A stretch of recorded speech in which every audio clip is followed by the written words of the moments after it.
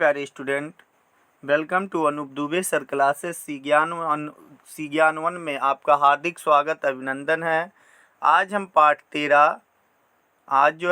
13 भोजन स्वास्थ्य एवं रोग भोजन स्वास्थ्य एवं रोग चैप्टर जो है सॉल्व करेंगे अभ्यास प्रश्न। ठीक है, तो चलिए हम क्वेश्चन अभ्यास प्रश्न शुरू करते हैं।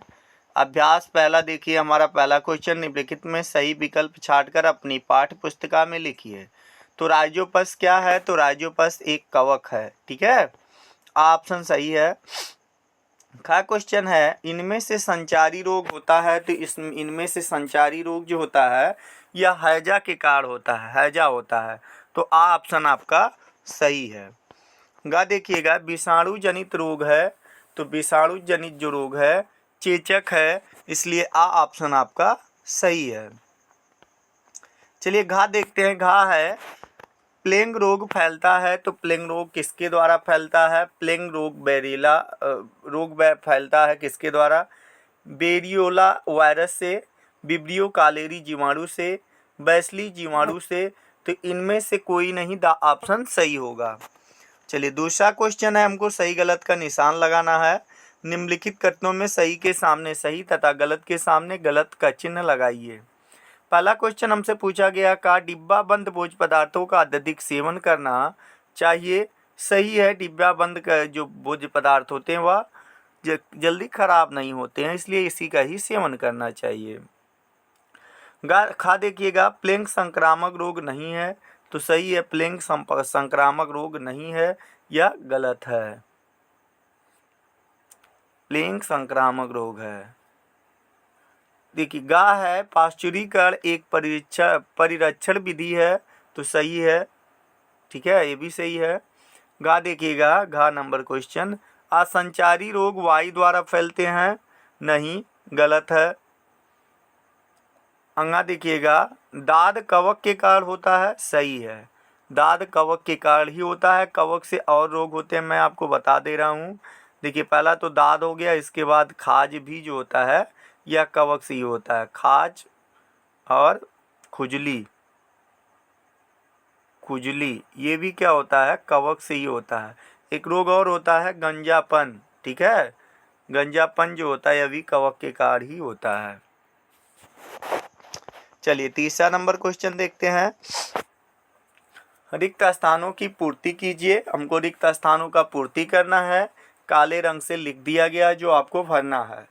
देखिए डायरिया को अतिसार भी कहते हैं, मतलब पूछा गया था कि डायरिया को डैश डैश भी कहते हैं। तो डायरिया को अतिसार रोग के नाम से भी जाना जाता है। म्यूकर एक क्या है? तो म्यूकर एक कवक है। गा देखिएगा, फिनाइल DDT क्लोरीन पदार्थ है। तो कौन सा पदार्थ है? कीटनाशक पदार्थ है। विब्रियो कालेरी एक है। तो क्या है? तो विब्रियो कालेरी एक जीवाणु है। अंगा देखिएगा, कैंसर रोग है। तो कैंसर असंचारी रोग है। ठीक है, अब चलिए मिलान करिए। चौथा नंबर क्वेश्चन, आपको सही गलत का मिलान करना है। ठीक है, देखिए प्लेग है। तो प्लेग जो है इसका हो जाएगा सा। प्लेग का कौन सा होगा? सा ऑप्शन हो जाएगा। सा आपका करेक्ट है। ठीक है, इसके बाद देखिएगा हैजा। हैजा का क्या होगा? तो हैजा का जो हो जाएगा वह विब्रियो कालेरी हो जाएगा। ठीक है, तो हैजा जो है ये विब्रियो कालेरी का है। हाँ, इसके बाद देखिएगा पोलियो। तो पोलियो वायरस से ही होता है। पोलियो किससे होता है? पोलियो वायरस से ही होता है, ये देखिएगा। हाँ, अब इसके बाद देखिएगा पेचिस पूछा गया। तो पेचिस किससे होता है? तो पेचिस जो होता है ये पेचिस बेरियोला वायरस से होता है, ये इसका ये होगा। ठीक है, और इसके बाद आपका बच्चा क्या? चेचक। तो चेचक सॉरी पेचिस इसका नहीं है, उल्टा थोड़ा गलत मिला दिए। पेचिस जो होगा ये आपका होगा इसका एंटामीबा का। किसका होगा? एंटामीबा का। हाँ, और चेचक जो हो जाएगा यह हो जाएगा बेरियोला वायरस। ठीक है, तो इसका जो होगा, ये मैं रेड से कर दे रहा हूँ इसको, ठीक, रेड नहीं ब्लैक कर दे रहा हूँ, ब्लैक नहीं है इसमें, तो ये चेचक जो है इसका होगा आ का, ठीक है। चलिए 5 नंबर क्वेश्चन देखिएगा। निम्नलिखित प्रश्नों के उत्तर दीजिए, आपको उत्तर देना है। पूछा गया है कि परिरक्षण क्या है। तो परिरक्षण देखिएगा, भोज्य पदार्थों को लंबे समय तक ताज़ा और सुरक्षित रखने की प्रचलित विधियां परिरक्षण कहलाती हैं। परिरक्षण द्वारा भोज्य पदार्थों को वातावरण में उपस्थित सूक्ष्मजीवों के संक्रमण से बचाया जा सकता है, ठीक है। देखिए आप फ्रिज में कोई सामान रख देते हैं तो वहाँ सूक्ष्मजीव से तो आपका रक्षा होता है। देखिएगा, भोजन को सड़ने एवं खराब करने वाले कारकों का वर्णन करना है कि भोजन को कौन सड़ाते हैं, कौन खराब करते हैं। देखिए उत्तर देखिए, भोजन को सड़ाने एवं खराब करने वाले कारकों में जीवाणु, ईस्ट, फफूंद आदि सूक्ष्मजीव, कीट पतंग तथा रोडंट प्रमुख हैं। कवक या फफूंद नम स्थानों पर रखी रोटी, डबल रोटी, अचार, फल, सब्जी, चमड़ा आदि पर सफ़ेद बालों जैसी रचना बना लेते हैं।